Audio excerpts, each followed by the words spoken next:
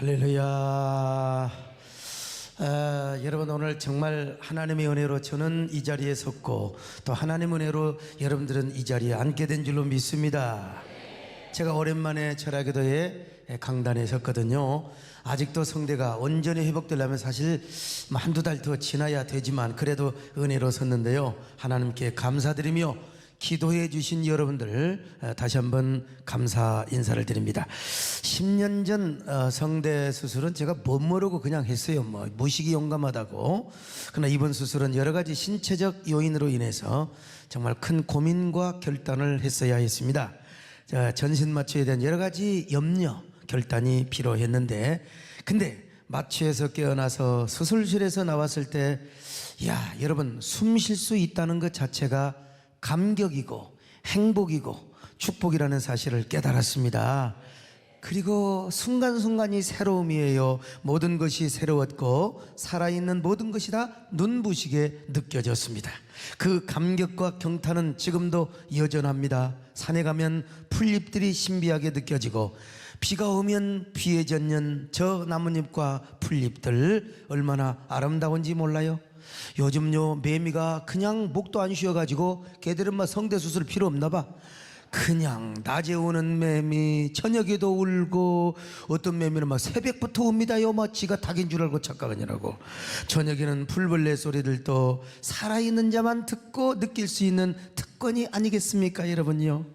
그렇습니다. 오늘 우리가 살아있으니까 이 자리에 나온 것입니다. 살아있으니까 여러분이 숨을 쉬고, 살아있으니까 하품도 하는 거예요. 그리고 살아있으니까 조는 사람은 죽는 연습을 미리 하는 것이고요. 여러분, 살아있으니까 하나님 앞에 은혜 받고, 살아있으니까 하나님께 기도하며 찬양을 하는 것입니다. 여러분도 날마다 숨 쉬는 순간마다 여러분들이 아하, 정말 하나님의 은혜다, 숨 쉬고 있는 것이 하나님의 신비다, 숨 쉬고 있는 거, 오늘 이 자리야 감옥 안 간 것도 감사해야 되고, 여러분 어디로 도망가지 않은 것도 감사해야 되고요, 모든 것이 새로우며 감격하는 거요. 오늘 이 밤에 여러분들이 산자의 주인공이 되시기를 축원합니다. 은혜의 주인공이 되시기를 바랍니다. 오늘 밤 주인공은 여러분이 되시기를 바랍니다. 오늘 밤 주인공은 나야, 여러분이 되시기를. 옆 사람 보시고 한번 인사 좀 합시다. 오늘 밤 주인공은 당신입니다. 아니, 오늘 밤 주인공은 내가 되겠습니다. 할렐루야, 감사합니다. 날마다 숨쉬는 순간마다, 날마다 숨쉬는 순간마다 내 앞에 어려운 일 보내 주님 앞에 이 몸을 맡길 때 슬픔 없네, 두려움 없네. 주님의 그 자비로운 손길 항상 좋은 것 주시도다. 사랑스레 아픔과 기쁨을, 수고와 평화와 안식을. 제가 오늘 철학기도회 서기에서 참 많은 묵상을 하고 또 말씀 준비를 아주 깊이 제가 한다고 했어요. 마귀는 이렇게 유혹한다. 어디로 유혹하느냐? 선악과 나무 옆으로 항상 유혹을 하는 거예요. 사탄이 선악과를 따먹도록 하와를 유혹했던 사건, 지금도 계속되고 있어요. 오늘도 에덴 동산에서 하와를 유혹했던 사탄의 활동은 동일하게 계속되고 있다는 겁니다. 사탄은 그때와 지금이나 다를 바가 없어요. 계속해서, 그래서 사도 바울은 이렇게 경고하고 있어요. 자, 고린도후서 11장 2절로 3절 시작. 내가 하나님의 열심으로 너희를 위하여 열심을 내노니 내가 너희를 정결한 처녀로 한 남편인 그리스도께 드리려고 중매함이로다. 그러나 나는 뱀이 그 간계로 하와를 미혹한 것 같이 너희 마음이 그리스도를 향하는 진실함과 깨끗함에서 떠나 부패할까 두려워하노라. 이 고린도 교회 참 유혹이 많은 곳이었습니다. 왜냐하면 이 우상문화, 미신문화, 이방신교가 굉장히 아주 강했거든요. 특별히 포세이돈이라고 하는 바다의 여신을 섬기는 이방 종교가 얼마나 흥행을 했는지 몰라요. 포세이돈은 바벨론 신화에 나오는 티아마시라는 여신이 그리스 신화에 와서 변형된 신입니다. 그래서 이름만 달랐지 티아마시나 포세이돈은 똑같은 신이에요. 이 신은 혼돈과 공허의 신이고 아주 음란한 여신이었습니다. 그리고 이 포세이돈을 섬기는 신전에서는 종교 의식을 행할 때 제사를 지낸 후 문란한 성관계, 이것도 하나의 종교 의식이었죠. 그런데 문제는 고린도 교인들이 이런 종교 문화의 유혹에 빠질 수 있다는 거예요. 그들도 다 옛날에 그런 짓을 했어요. 근데 예수 믿고 나서 안 그랬거든요. 근데 이제 사도 바울이 떠나고 나니까 또 마음이 흔들리고 헷갈리고 말이죠. 이리 갈까 저리 갈까. 그래서 바울은 고린도 교인들에게 생명나무 되시는 예수 그리스도를 소개합니다. 그리고 그리스도야말로 우리의 남편이다. 아직 결혼식은 안 했지만 저 공준장치, 이제 주님이 오실 때 우리가 결혼식은 하지만 우리는 이 약혼한 사이다. 그래서 정결한 처녀가 돼야 된다. 여러분, 이스라엘에서 약혼을 하는 이유가 뭔 줄 아세요?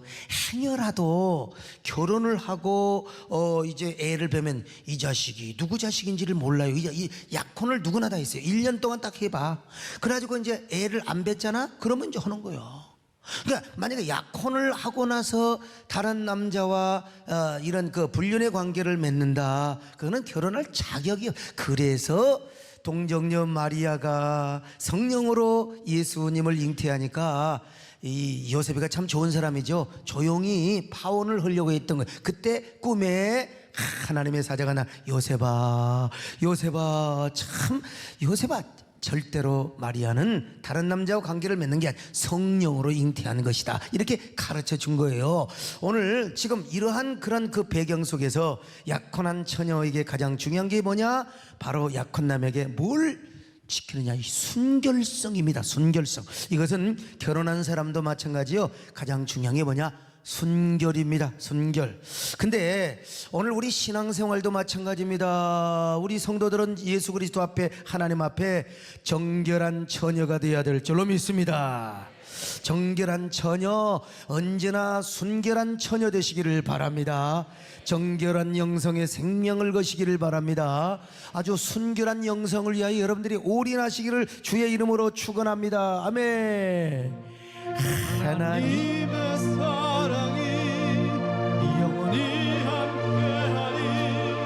십자가의 길을 걷는 자에게, 순교자의 삶을 사는 이에게,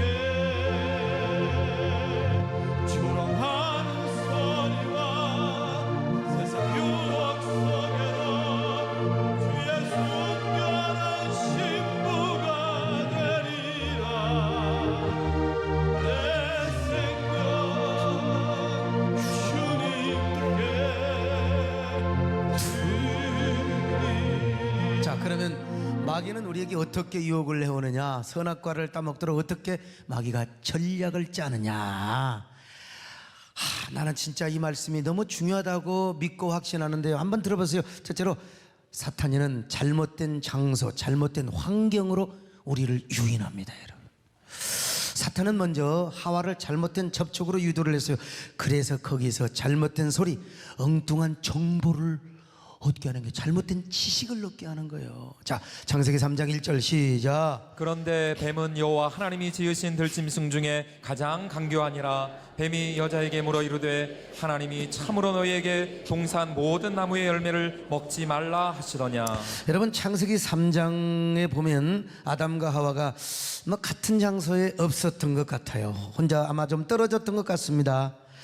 여러분, 이게 어떻든 뭐 그건 본질은 아니요. 뭐 같이 있었든 떨어졌든 간에 만약에 아담과 하와가 같이 있었다면은 조금 문제는 달랐을 수 있을 텐데, 그러나 그건 본질은 아니에요. 어떻든 사탄이가 하와에게 먼저 접근을 해서 그 선악과 아래로 인도했다는 거예요. 선악과 가까운 것으로 인도했어요.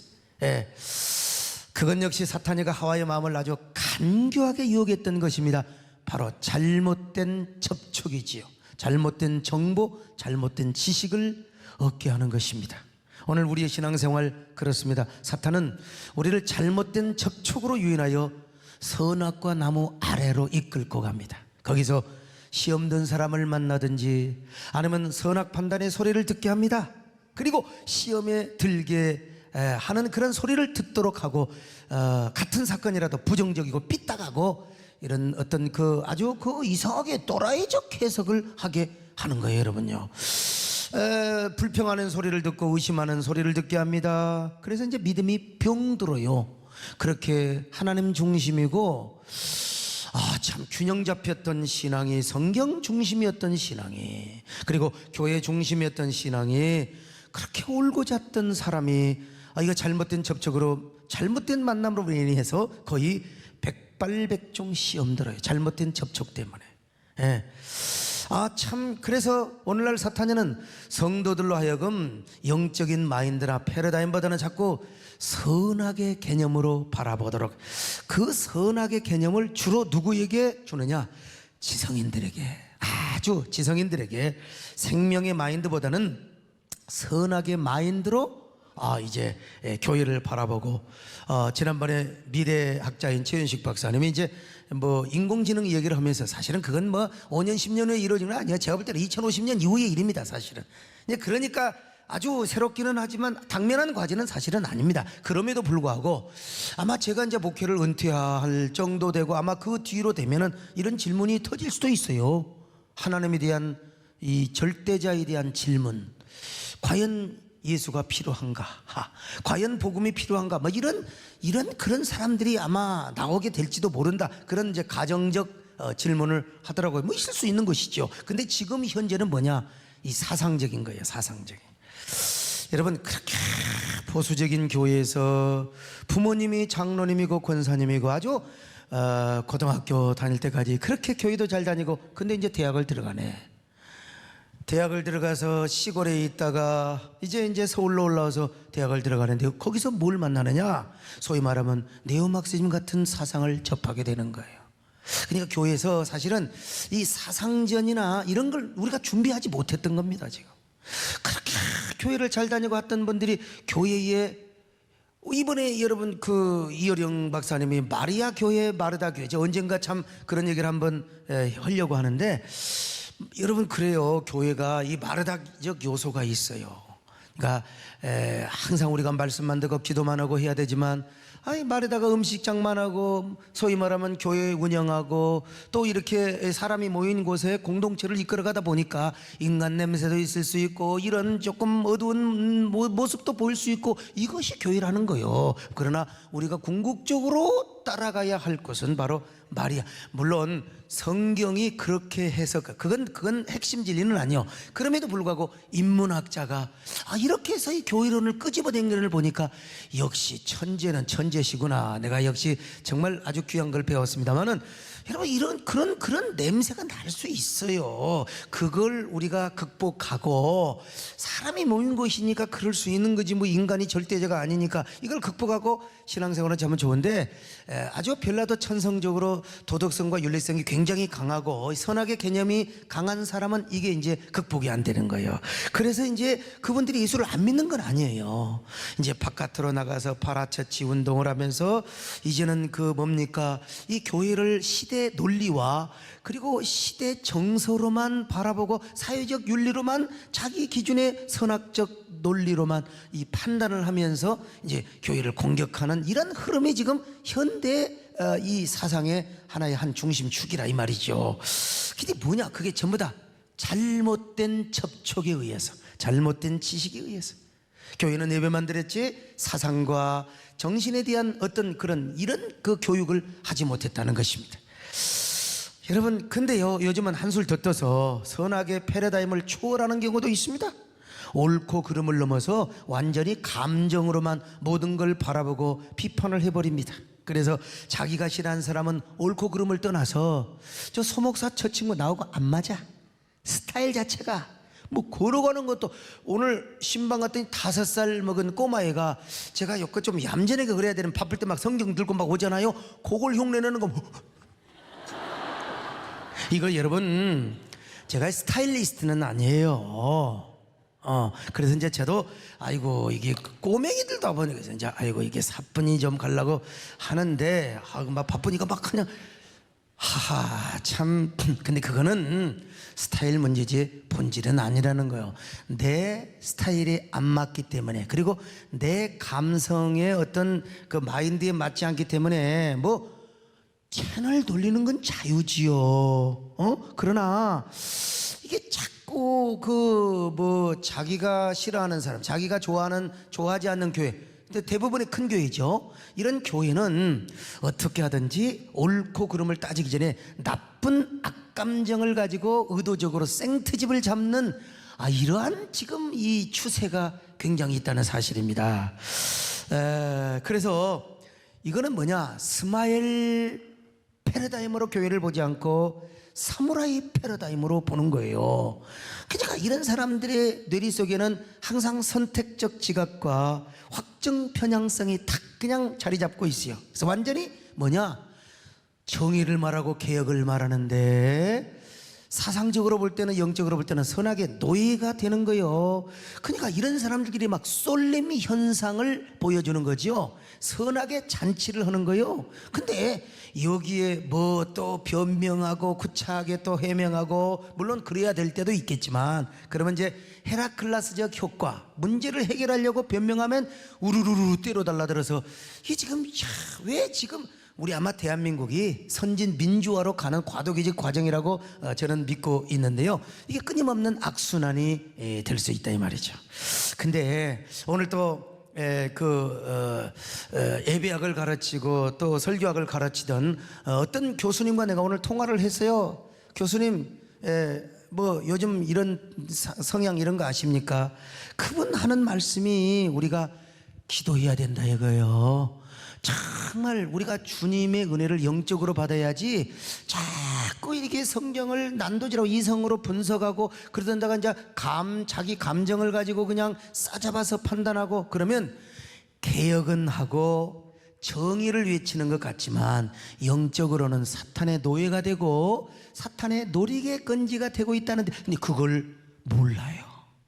여러분, 교회 시험 든 사람 보면 자기가 내가 지금 시험 들어 있다, 그리고 내가 사탄한테 지금 완전히 잘못된 사람 만나서 내가 지금 망할 길로 가고 있다, 이렇게 깨달은 사람 하나도 없어요. 다 없어. 다 네가 잘못했고, 교회가 나에게 상처를 줬고, 목사가 나에게 상처를 줬고. 여러분, 잘못된 접촉 때문이죠. 여러분, 항상 잘못된 접촉을 피하시기를 바랍니다. 잘못된 장소와 잘못된 만남, 잘못된 환경을 피하시기를 바랍니다. 만나지 말아야 할 것, 그리고 또 가지 말아야 할 것, 보지 말아야 할 것 잘 가리며 조심하셔야 됩니다. 이거 그런 상황이 되면 그 유혹을 경계하고 도망가는 게 좋습니다. 피하는 게 좋습니다. 언제나 이런 지혜로운 여러분 되시기를 주의 이름으로 축원합니다. 내 친구를 삼가 잘 선택하고 너행을 삼가 늘 조심하라. 열심을 다해 늘 충성하고 온 정성을 다해 주 봉사하라. 우리 구주의 힘과 그의 위로를 빌라. 주님 내 편에 서서 항상 도우시리. 여러분, 우리는 이 요셉이 참 잘 알잖아요. 여러분, 나와서 설교하기는 힘들어도 벌써 척하면 삼천리요. 요셉이가 형제들에게 억울하게 팔려서 보디발 집에 가서 처음에는 억울했지만 이제 살만한 때가 됐어요. 그래도 타향살이 몇 해든가 손꼽아 세어보니 그래도 한 5년 10년 살다 보니까 자기가 신뢰를 겪었어요. 신뢰를 얻게 되어서 이제 보디발이 총무로, 가정 총무로 이제 바뀌었지 않습니까? 근데 문제는 뭐냐? 이게 살만하니까 보디발의 아내가 미쳐가지고 헷가닥해 가지고 요셉이를 어떻게 하느냐? 유혹하는 거요. 유혹하는 거요. 그 요셉이가 그때마다 피했어요. 처음에는 보디발의 아내가 윙크를 했지요. 20대 젊은 청년에게 참 아직은 젊음을 자랑할 만한 이러한 보디발의 아내가 윙크를 한다. 이게 참 미치는 일이죠. 그리고 아예 뭐라고 하느냐, 까놓고 동침을 하자는 거, 이건 아가씨는 말 못합니다. 이게 아주머니는 이런 말을 할 수 있어요. 아가씨는 야 나하고 잘래? 그런 일 못해요. 그 뭐 요즘은 좀 시대가 좀 달라졌지만 그때 당시 아줌마나 그렇게 할 수 있는 거죠. 근데 의도적으로 피했어요. 자, 창세기 39장 8절로 10절입니다. 시작. 그 후에 그의 주인의 아내가 요셉에게 눈짓하다가 동침하기를 청하니 요셉이 거절하며 여인이 날마다 요셉에게 청하였으나 요셉이 듣지 아니하여 동침하지 아니할 뿐더러 함께 있지도 아니하니라. 보세요. 요셉의 그 젊음을 향하여 그 보디발 아내가 윙크 눈짓을 했다는 거예요. 이 눈짓에 이게 미치는 겁니다. 눈짓. 이 눈짓이 참 곤란해요. 남자가 남자에게 눈짓하면 그것도 좀 저기 동성애자들 아니야. 그러니까 눈짓이 고약해요. 그러다가 또 이제 탁 잠을 자자고, 여러분 같이 있지도 아니하고, 여러분 동침하지도 아니할 뿐만 아니라 함께 있지도 아니하더라. 그래서 자리 피해버렸다 이거예요. 피해버려. 그러다 어느 날 보디발의 아내가 착심을 했어요. 아주 덫을 만들어놨어요. 이제 아무도 없는 날 고의적으로 바깥으로 다 보냈어. 주인 마님께서 이제는 착심을 하고 요셉을 아예 부른 거지요. 뭐 머리를 흐드러지게 덮풀고, 단정하면 안 되잖아요. 그리고 화장을 진하게 하고, 모르겠어. 아무튼 내가 모든 상상력을 다 동원해 보는 거예요. 옷을 야시야시하게 입고 살인 미소를 지으며 무너져가는 모습으로 요셉에게 그냥 자작은 안 했겠죠. 자꾸 피하니까. 아, 요셉이한테 뭐라고 안방으로 부르면 뭐라고 했을까? 요셉, 요즘 내가 등이 결려가지고 등이 무거운데 나 같으면 그러겠어요. 등이 이게 등 마사지 좀 해줄 수 없어? 아, 사모님, 그건 거시기한데요. 제가 어떻게 사모님의 몸을 감히 만질 수 있습니까? 요셉이는 알아. 다 뭐 마사지 정도는 등 마사지는 해줄 수 있겠지요. 뭐 어때, 괜찮아. 요즘 말로 말하면 김 기사 운전해 그 말이야. 좀 같지만 그러다가 요셉이를 끌어안고 겉옷을 벗기며 요셉, 그러지 말고. 이제 더 이상 얘기 안 합니다. 너무 여러분들이 진지해가지고 막 무슨 드라마를 보는 것 같아.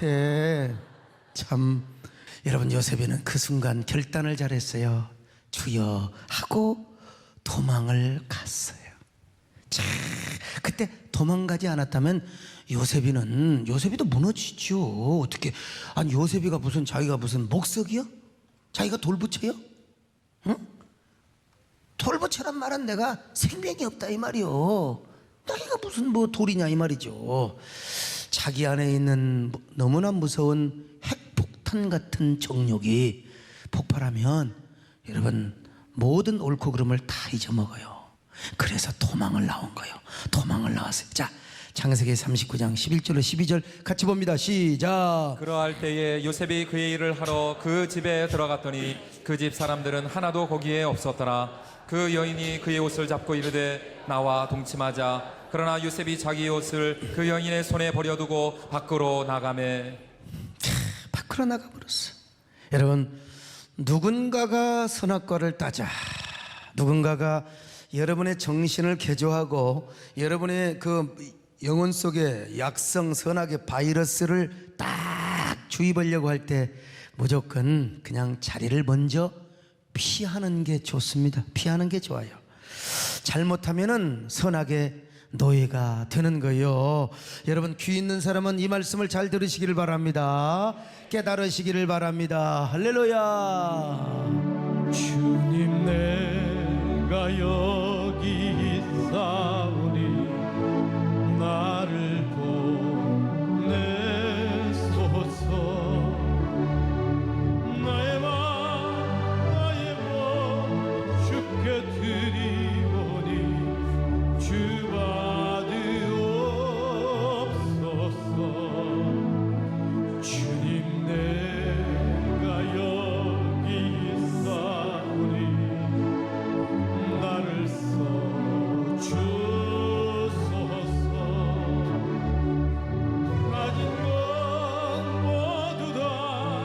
주께 드리오니 주와 없소서.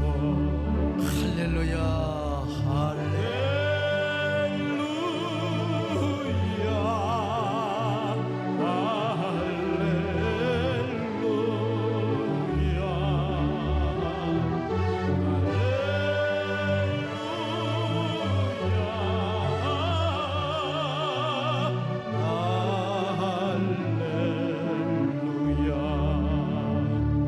나를 받으옵소서. 나를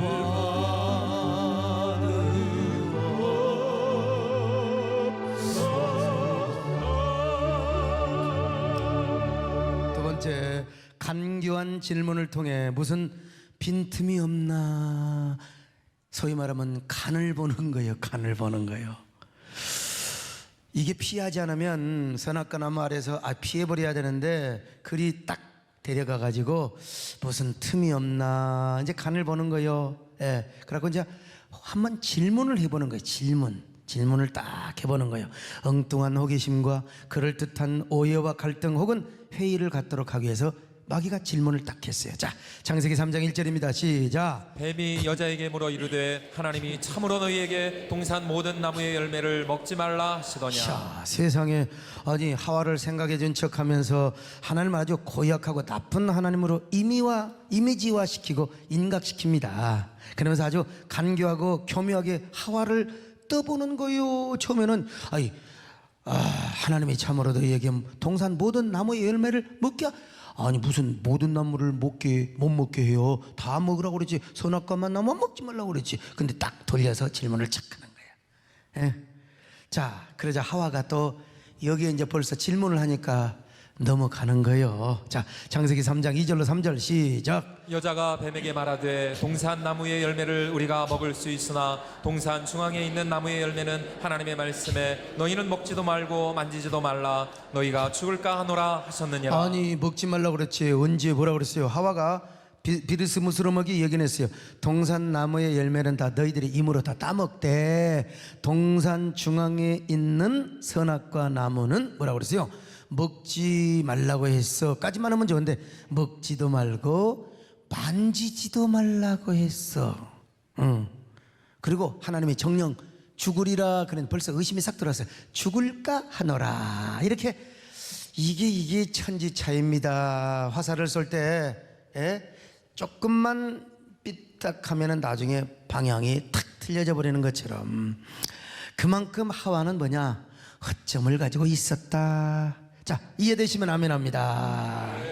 이미 선악과를 향한 호기심과 매력을 느끼고 있었다는 거예요. 다시 말하면 하나님과 자신과의 언약 관계가 흐려지기 시작했고 하나님을 왕으로 모시고 주인으로 모셔야 하는 이 정체성이 헷갈리게 되었다는 거예요. 자, 그러자 이런 하와를 향해 마귀가 뭐라고 말합니까?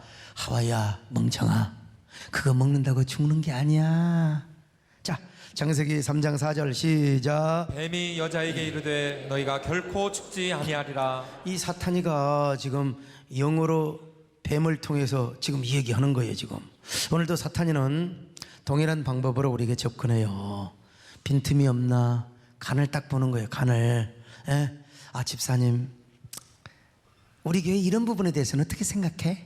이걸 우리가 토론하고 또 우리가 함께 긍정적인 교제의 목적으로 얘기할 수 있죠. 그렇게 함으로써 서로의 생각을 주고받고 생각과 의식이 성숙할 수 있잖아요. 좋아요. 근데 아예 사탄이는 딱 노리고 하는 겁니다. 긍정적인 차원에서 물어보는 게 아니라 빈틈을 노리고 틈만 보이면 그 사람을 공격하고 넘어뜨리기 위해서 그걸 물어보는 거. 그것도 뭐 하면서? 함께 수다 떨면서 밥 먹으면서. 집사님, 참, 그래서 어떻게 하든지 부정적인 의미에서 선악과 나무에 가까이 오게 하고 그 나무 아래서 생각하고 궁구하게 한다나 이 말이에요. 내 틈만 보이면 공격하죠. 절대로 죽지 않는다고. 아무리 불평하고 원망하며 순종해도 망하지 않는다고. 죽는 게 아니야. 선하게 눈이 밝아진다네. 그 말은 뭔 말이요? 하나님 없이도 너는 하나님 없이도 선악을 판단해도 돼. 하나님은 선악 판단의 고유 권한, 최종 권한을 하나님께 두었어요. 인간은 하나님 의존적인 존재고, 그리고 말씀을 가지고, 그리고 하나님이 하시는 만큼만 우리가 판단할 수 있는 거예요. 그런데 야, 하나님 없이도 너는 살 수 있고 하나님 없이도 판단할 수 있는 존재가 된다 이거요. 자, 여러분, 이게 이제 잘못하면 이제 선악의 노예가 되는 거죠. 거기에 매력이 느껴져서 말이죠. 우리가 참 이 정당한 비판 좋아요. 그러나 아예 선악의 눈이 열어져 가지고 선악의 노예가 된다, 그래서 비판한다, 그는 그 사람 비판의 노예지요. 그래가지고 이제 옛날에는요 막 그랬잖아요. 막 교회를 비판하고 주의 종을 공격하면 큰일 난다고. 근데 그게 어디가 있어? 근데 그게 어디가 있어? 뭐 교회를 담대하게 공격하고 막 그냥 뭐 성경도 똥경이라도 담대하게 그냥 흘러내리고 목사를 막 독사고 먹살하고, 그냥 그게 이제 재미야, 재미. 근데 이게 다윗 시대도 그랬어요. 하나님을 희롱하고 주의 종을 얼마나 경멸히 여기고, 그 시편에 보면 얼마나 그냥 하나님 앞에 토로하고 있습니까, 여러분요. 이게 사실은 다 자기 안에 있는 그 어두움, 자기 안에 있는 콤플렉스가 해결되지 못하니까 그것이 어떻게 돼요? 남을 향한 공격, 증오, 남을 향한 비판이 되거든요. 이게 뭐예요?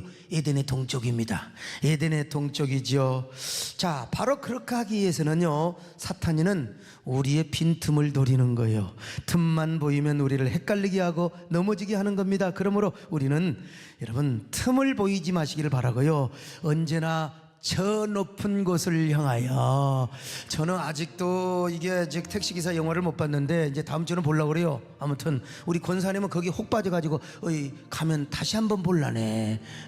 택시기사 보셨습니까? 내가 여러 번 이래봬도 금남로 거기 나온다고 하더라고.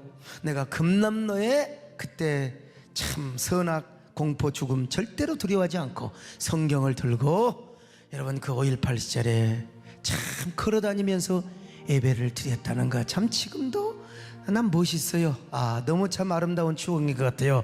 언제나 저 높은 곳을 향하여 나아가시기를 축원합니다.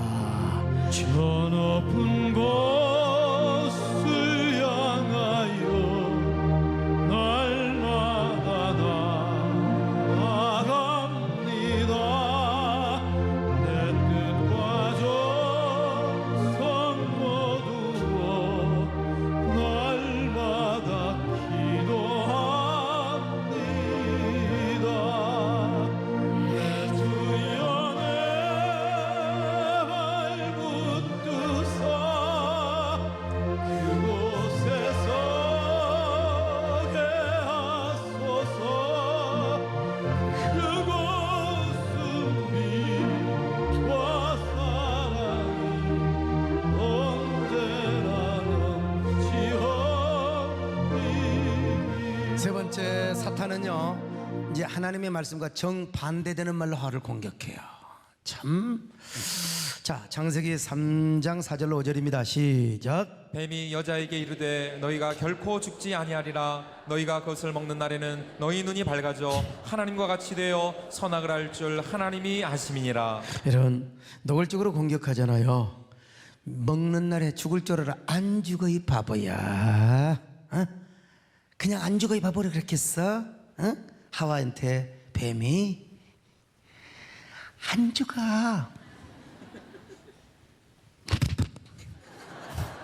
뱀은 혓바닥에 두 개요.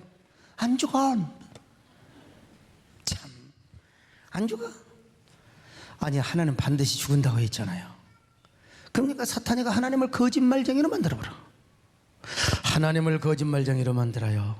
그러면서도 하와의 자존심을 막 부추겨 올려 세웁니다. 하와야, 하나님 나쁜 양반이야. 이걸 따먹으면 너희들이 눈이 밝아지고 싶어서 그러는 거지. 너희가 하나님과 똑같이 되니까 하나님 질투해서 먹지 말라고 했던 거야.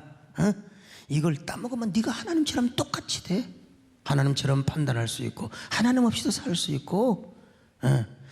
그러니까 먹어.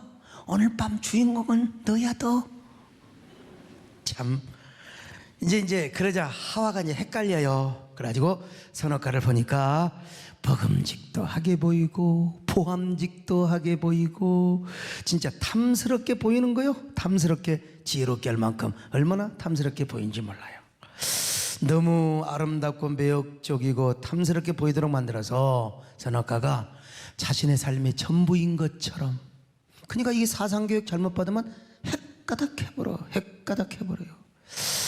사탄의 공격을 받으니까 호기심과 정욕이 불꽃처럼 타올라 선악과를 일단 따먹으면 이제는 이게 잘못되면 이제 교회를 자기들 간에는 교회를 세운다고 올바른 교회로 만든다고 이제는 막 공격하는 겁니다. 여러분, 교회는 디바인 엔터티, 여러분 영적인 신적인 속성이 있는가 하면 휴먼 엔터티, 인간적인 속성이 있어요. 냄새가 나요.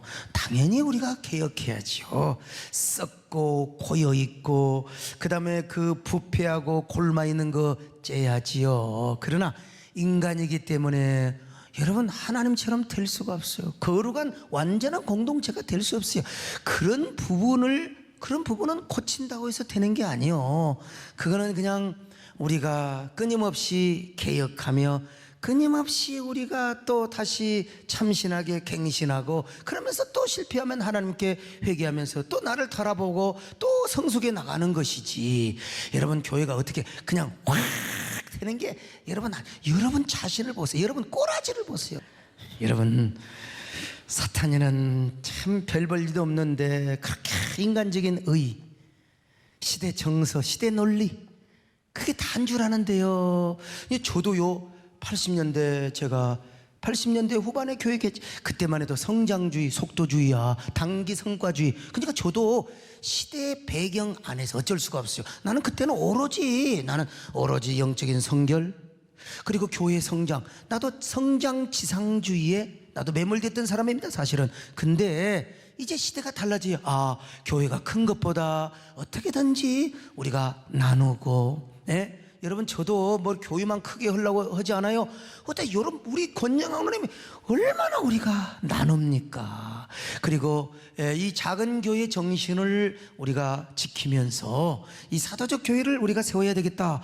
이게 이제 요즘 시대의 정서고 또 앞으로 그렇게 가야 된다고 봐요. 그러니까 여러분 시대 정서가 다는 아니에요. 그래서 제가 지난번에 논문 발표할 때도 복음은 진리는 변할 수 없지만 교회 형태와 스타일은 바뀔 수 있는 거예요. 그건 뭐냐? 시대의 문화와 사조와 그리고 정서와 논리에 따라서 바뀔 수는 있어요. 형태는. 그러나 옷은 바뀔 수 있어도 교회의 본질은 바뀔 수 없는 거예요. 오늘 그런데 그냥 시대 정서와 논리를 가지고 진리를 공격하고 주님의 몸을 공격하는 것은 이건 자가당착에 자기 논리에 빠진 이러한 착시 현상에 빠진 사람이라고 할 수 있어요. 여러분 성경을 보세요. 사탄이는 우리에게 뭘 주느냐? 육신의 정욕과 안목의 정욕과 이생의 자랑을 갖다 준다고 했습니다. 선악과를 따먹으면 누구나 육신의 정욕의 사람이 되고 안목의 정욕의 사람이 되고 이생의 자랑이 되는 거예요. 그러니까 우리는요 정말 선악에 관심을 두지 마시고 언제나 생명의 안경을 쓰시기를 바랍니다. 진리를 바라보시기를 바랍니다. 인리를 바라보지 마시고 진리를 바라보시기를 바랍니다.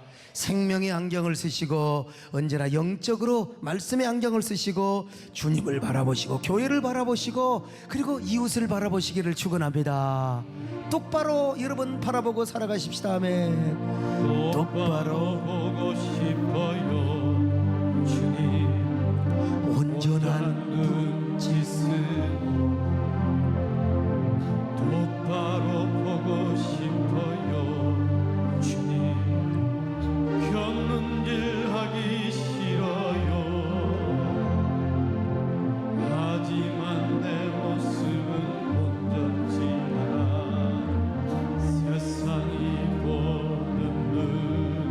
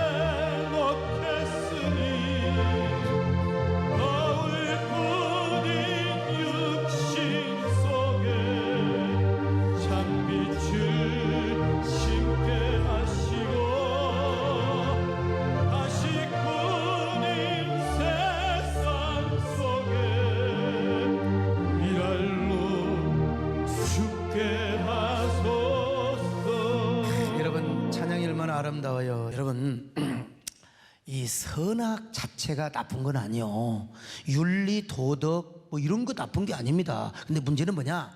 하나님이 경계, 허락하지 않는 범위의 선악, 하나님이 없는 선악, 내 옛사람이 하나님 없이 판단하는 이 선악의 기준, 그리고 선악에 때 묻은 윤리와 도덕, 그리고 심지어는 아무리 정의가 참 아름다운 것이랄지라도 이 선악의 노예가 된 정의, 내지는 선악의 때가 묻은 정의, 우리 인간의 더러운 욕망으로 더럽혀지고 그리고 맞춰져 있는 이 정의, 서로 정의라고 하잖아요. 다 그랬잖아요. 서로 다. 광화문에서는 광화문대로, 시청에서는 시청대로. 이거 다 인리지요, 인리. 그러니까 여러분, 이걸 우리는 뭐냐? 우리 인간은 온전하게 볼 수가 없어요. 그래서 하나님이 허락하신 만큼, 그게 뭐예요? 성경이고, 우리 안에 주님이 왕으로 오셔서 생명의 주 되시는 주님과 함께 걸어가고 주님과 함께 판단하고, 그러려면은 생명의 안경을 써야 돼요. 은혜를 받아야 됩니다. 여러분, 은혜가 떨어지면, 여기 소목사도 은혜가 떨어지면 결국 남는 게 선악인데, 그걸 감추기 위해서 항상 말씀을 들이대고 항상 남을 공격하며 잘하자고 하지만, 은혜 떨어지면 결국 껍데기밖에 없다는 겁니다. 여러분, 이런 차원에서 본다면 사도 바울이 뭐라고 했어요? 율법도 마찬가지다. 율법도, 자, 율법은 원래 이스라엘 백성들로 하여금 언약 백성으로서 복을 받고 거룩한 삶을 살도록 하기 위해서였던 것입니다. 자, 신명기 28장 1절로 2절 보실까요? 시작. 내가 내 하나님 여호와의 말씀을 삼가 듣고 내가 오늘 내게 명령하는 그의 모든 명령을 지켜 행하면 내 하나님 여호와께서 너를 세계 모든 민족 위에 뛰어나게 하실 그런데 것이라. 이 목적 외에 하나님은 추가적인 목적을 두하셨어요. 이 구원사적인 관점에서 봐야 하는데, 하나님은 약속하신 메시아가 올 때까지 율법을 범법의 기능과 감시자의 역할로 허락해 주었다는 거예요. 자, 갈라디아서 3장 19절로 자 봅니다. 시작. 그런즉 율법은 무엇이냐? 범법함으로 더하여진 것이라. 천사들을 통하여 한 중보자의 손으로 베푸신 것인데 약속하신 자손이 오시기까지 있을 것이라. 자, 그런데 이제 예수님이 오셨네요. 율법의 감시자 역할, 교도소 교관 역할 다 하다가 예수님이 오셨어요. 예수님이 오셨는데, 예수님을 따라서 그리스도의 법을 언제나 주님의 생명을 따라서 생명의 성령의 법으로, 생명의 성령의 법으로 주님이 주신 법과 계명을 지켜야 되는데, 이 율법 안에 있는 생명의 본질 혹은 생명나무이신 예수 그리스도를 보지 못하고 껍데기, 아니 아파트가 지어졌는데 왜 끝까지 모델하우스를 주장하느냐 이 말이요. 참, 이런 사람은 여러분 생명의 성령의 법 대신에 자신의 힘과 공명심으로 율법을 붙잡습니다. 이런 사람은 항상 율법관이 윤리로 바뀌고 자기중심의 선악의 논리로 바뀌게 돼요. 자, 이런 사람은요, 어떻게, 사도 바울이 뭐라고 했어요? 오히려 이런 사람에게는 이런 껍데기 율법을 통해서 죄가 들어오는 통로가 된다는 거예요. 자, 로마서 7장 11절입니다. 시작. 죄가 기회를 타서 계명으로 말미암아 나를 속이고 그것으로 나를 죽였는지라. 율법 자체는 거룩하고 선합니다. 근데 이 껍데기 율법을 붙잡고 있을 때 오히려 죄가 딱 틈타고 있다가 그 율법을 통해서 우리에게 들어와서 넘어지게 하고 자빠지게 한다는 겁니다. 뭐 수련회 때 많이 말씀드려서 다 이해하고 있는 줄 압니다만, 여전히 유대교가 그런 것처럼 유대교적인 그런 껍데기 신앙생활을 하고 있는 사람이 우리에게 얼마든지 있을 수 있다는 것. 그래서 첫사랑이 떠나고 생명이 떠나고 주님의 은혜가 떠나면 우리는 결국은 어떻게 돼요? 사도 바울이 말하는 것처럼 니들이 말이요 성령으로 시작하였다가 율법으로 마치겠느냐. 여러분 언제나 생명으로 시작해서 생명으로 마치시기를 축원합니다. 네 번째 마지막으로 끝까지 회개하지 못하게 만들었습니다. 창세기 3장 8절이죠. 시작. 그들이 그날 바람이 불 때 동산에 거니시는 여호와 하나님의 소리를 듣고 아담과 그의 아내가 여호와 하나님의 낯을 피하여 동산 나무 사이에 숨은지라. 왜 숨어요? 주님이 부르면 주님 내가 여기 있나이다, 내가 여기 있나이다. 제가 잘못했습니다. 좀 회개했더라면 얼마나 좋았을까. 근데 끝까지 야 숨어라, 회개하지 마라. 이게 끝까지 회개하지 못하게 만드는 거, 이게 마귀의 속성이고 작전입니다. 그래서 바로왕은 끝까지 회개 안 했어요. 끝까지 완악하고. 여러분 언제나 마음이 부드러우시기를 바랍니다. 언제나 은혜가 충만한 사람은 내 실수를 알고 누가 지적하면 금방 그리고 내가 또 무리했으면 죄송해요 장로님, 아이고 집사님 죄송해요, 미안해요. 얼마나 좋아요. 하물며 하나님이시겠습니까? 여러분 오늘도 사탄은 똑같은 방법으로 공격해 옵니다. 생명이 먼저가 아니라 선악이 먼저라고. 여러분 속지 마시기 바랍니다. 언제나 생명을 선택하시기를 바랍니다. 주여 내가 여기 있사오니 나를 보내주시고 나를 써주시기를 바랍니다.